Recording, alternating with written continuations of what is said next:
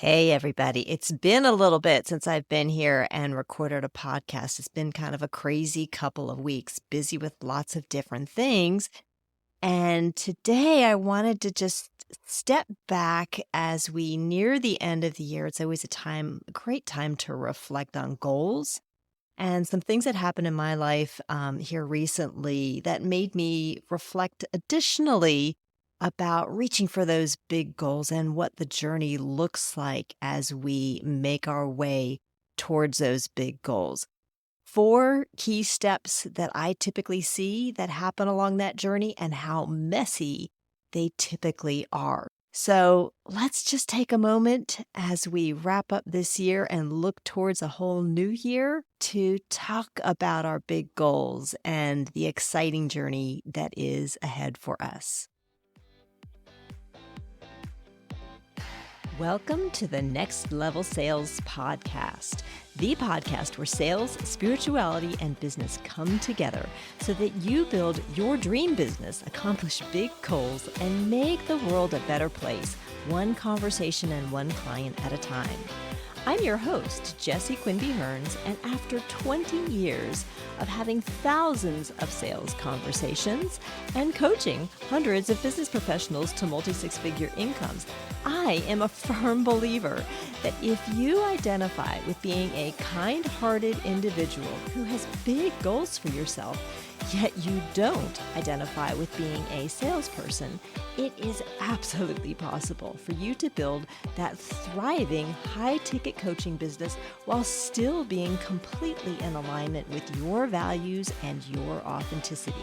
It is absolutely possible to bridge the gap between selling and creating your joyful, abundant dream life. So I'm here to inspire you, motivate you, and share stories to show you how all this is possible. It is a wonderful journey, my friend, and I am so glad to have you here with me. With that, let's get to today's episode.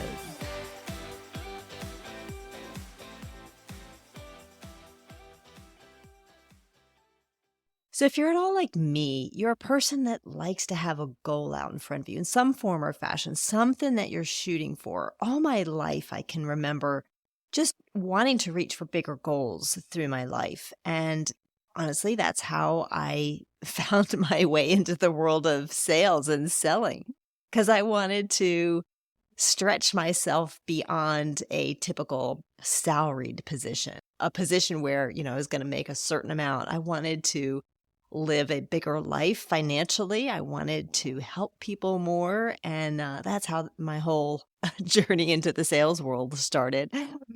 So that was kind of one of my first big goals. But in that same period of time, I had another goal that I had for myself, which was, it was on my bucket list. It was to run a marathon. And yeah, this was some time ago. And I joined a training group that helped me stay accountable to those goals, and I did it. And here I am many years later, and actually just a week ago, I did my 11th marathon.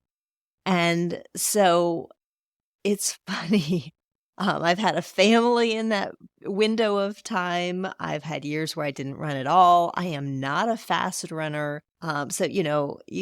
A lot of people think about marathoners and they think, oh, these people who just fly fly through a race, and that is not me by any means. And this year in particular was a marathon in a very unconventional sense. And this ties back to what I want to talk about with regard to goals, because as I was doing my marathon a little over a week ago, it really had me reflecting on the journey that we take as we attain, as we reach for, as we take the journey towards our big goals, and what that journey can often look like. And I wanted to talk about that today because it's November of 2022. We're wrapping up this amazing year and looking ahead towards 2023. And wherever it is that you're listening to this podcast, whether, it's after that and you're just reflecting ahead for the next 12 months, I really think how you look at the journey of reaching for your goals is so important on your ability to achieve those goals. I mean, to be quite honest with you, there's a lot of people who put those big goals out there in front of them, but beat themselves up so much along the way that they get in their own way. They trip themselves up.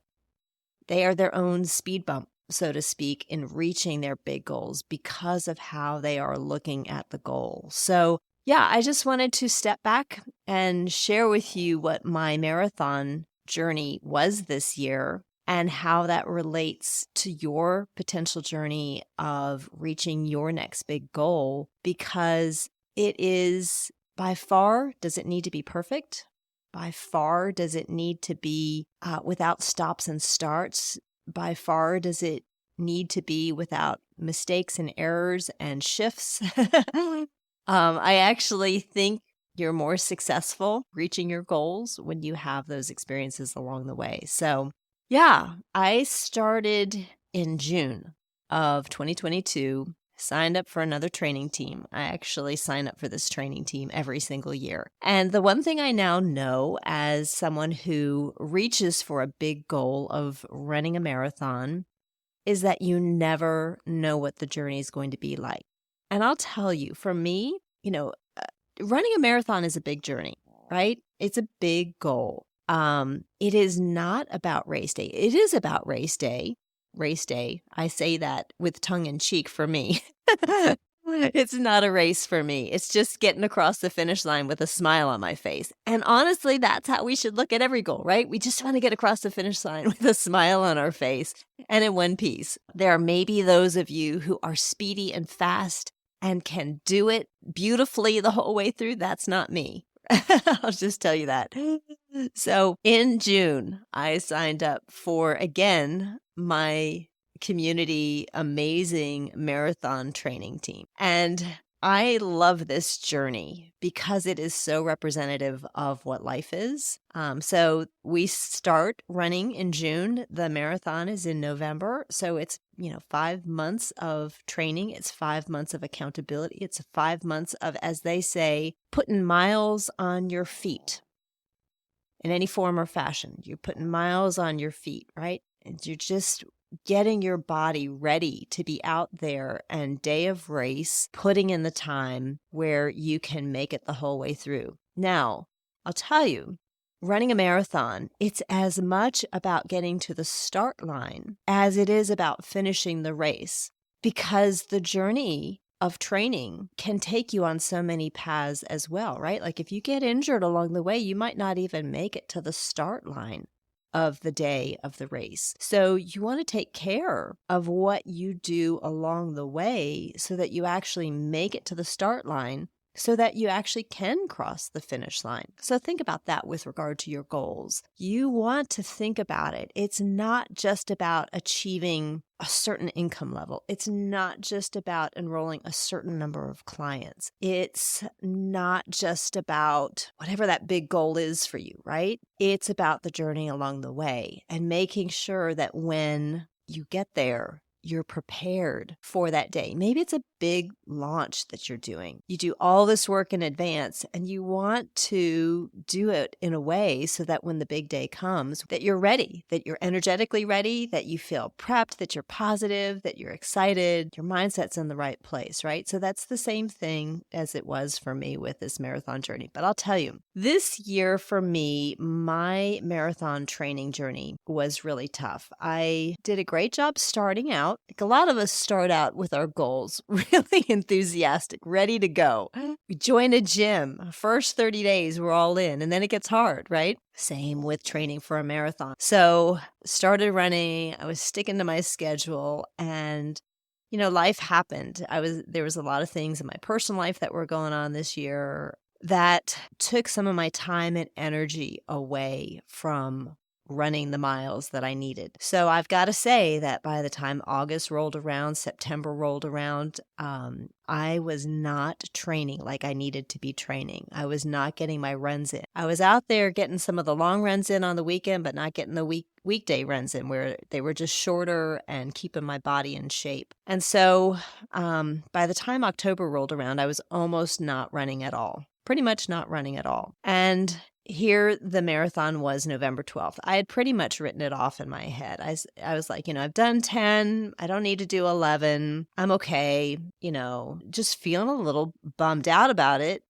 Discouraged, disappointed in myself, to be quite honest with you. Now, listen, give myself a little grace. Life happens. I was dealing with being out of town, spending time with my parents who are older, finalized a divorce. There's some big things going on in life that took my energy over this summer. So you got to give yourself grace too, right? Don't beat yourself up for not getting out there and putting in the miles. Life does happen. But I was ready to give up on the run altogether. And then I decided, you know what? I can actually walk. There was a 7-hour time limit. I did the math. I had to actually walk my miles in 16 minutes or less. Could I do that? I went out and did a few walks. I'm like, sure, I can do this. I'm not going to give up on this. I want that medal. They give away some pretty great, really soft little fleece blankets at the end. I really wanted a blanket because I have years worth of blankets from this particular marathon.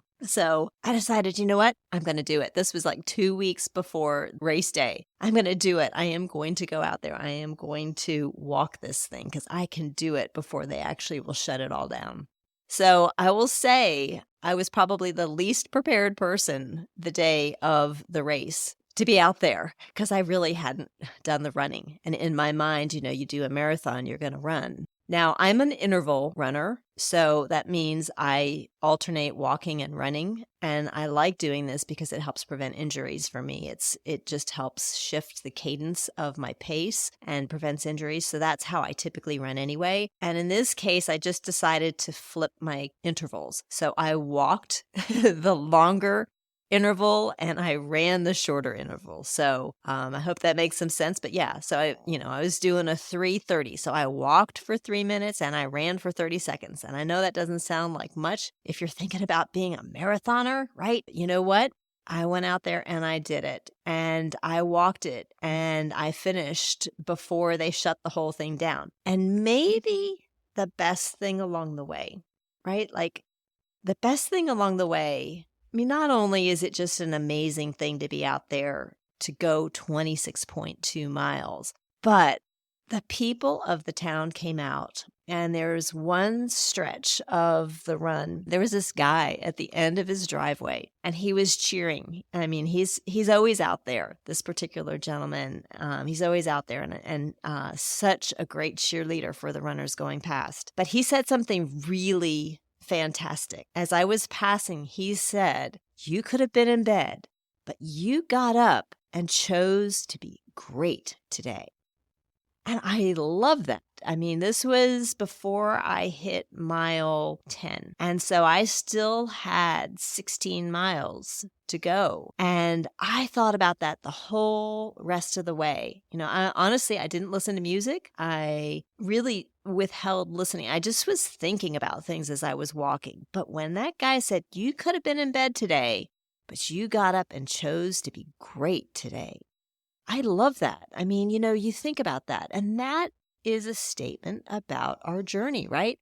I did get up that morning after not being well trained. And I thought, you know what? I'm not giving up on my goal. I'm going to still go for it. Even though it's not going to look like what I thought it was going to look like, I'm still going to give it a try. And I may make it. I may not make it.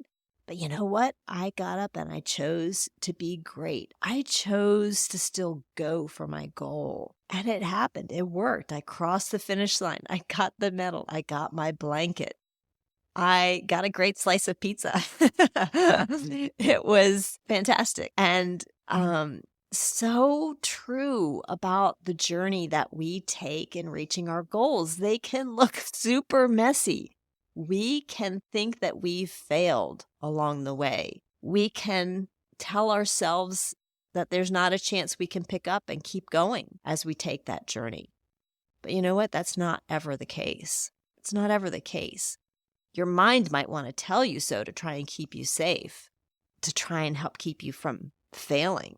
Like if you don't even try, you're not going to fail, right? But how sad to live life that way. You want to get up and choose to be great, just like that guy said. And there were so many moments throughout the rest of the race, people standing on the sidelines, other people that were out there with me on the same journey of getting in 26.2 miles, crossing the finish line the same time I was, on that journey together of really feeling great about a very imperfect journey, because we still got there, even though it didn't look like what we thought it would look like when we set the goal, right? So I feel like as I reflect back on my life, all the big goals that I've had have been that way. The journey, like my mind has put out what I think the journey should look like. Me, little human me, has this idealistic view of what that journey is going to look like. And then you start out, and it really turns out to be a lot different journey with stumbling blocks and what you might call failures along the way, things that don't work as you want them to work, your little mini goals along the way that don't turn out like you thought that they would. But if you let your mind try to stop from moving forward, you won't get to that goal. But you can keep moving forward. You can keep taking steps, as imperfect and messy as they might be, and you can still get there, just like I did, crossing the finish line in a very different form or fashion than I had anticipated. And I see the goal, big goal journey having 4 steps. And that would be, first and foremost, is the experience, right? You set the goal and then you just got to start walking. You just keep moving forward. You got to keep moving forward through fear. You got to keep moving forward through self-doubt. You got to keep moving forward through the imposter syndrome. You got to shut that voice down and keep taking steps forward. No, it might not look like what you thought it was going to look like when you envisioned it. Keep moving forward, because there's lessons to be learned by that experience. Very valuable lessons to be learned. Nuggets of gold that you're collecting along the way through the experience. The not doing is where you start to see failures. If you want to call it failures, but not doing is going to prevent you from getting to that goal. But if you keep moving, you'll get there. You got to keep moving forward. You'll get there. Now, I am a big believer of pausing and reflecting, and that takes me to step number 2, right? Step number 2, I would call it curiosity, troubleshooting, right? So for me, I got to points this summer where I wasn't running. I was just, my energy was focused on other things and I wasn't running. I wasn't doing the training plan. But I kept walking and I was reflecting about what was going on in my life. I was giving myself grace about allowing myself to experience these other things happening in my life and allowing my energy to be focused there. But I still was looking back on the journey and saying, listen, it's all right. I'm out here, I'm walking, I'm not giving up. I'm not giving up on getting out and filling myself as I need to energetically at a time where other things were trying to sideline me. So I feel like when you are on the journey, if you take those moments to reflect, see what's going on, see what you need to take away, what messages, what lessons can you learn, how can you shift as you're on the journey? If you can look at it with some detachment and without a high level of emotion, don't beat yourself up about it. You can really take away some super valuable insight with those things that don't go according to plan. Assess what's going on, look at it scientifically, take the lessons with you and shift, right? So first off, number 1, keep doing. You got to learn by the experience of walking forward.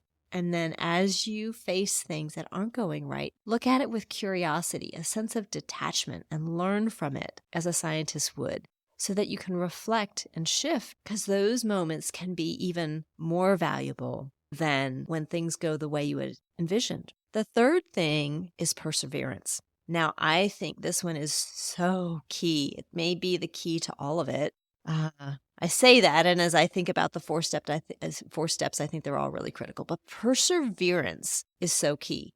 If you don't keep going after your goal, you're not going to get there. It's plain and simple. Perseverance continuing to go for it. When you feel like you keep getting knocked down, they say, it's not how many times you get knocked down, it's how many times you get back up. And when you get back up again, if you get knocked down, just take a deep breath, get back up again, keep walking forward, right? Perseverance is key. Continue to believe in your goal, continue to move forward, recognize it probably won't look like how you expected it to look as you make that journey. Keep going.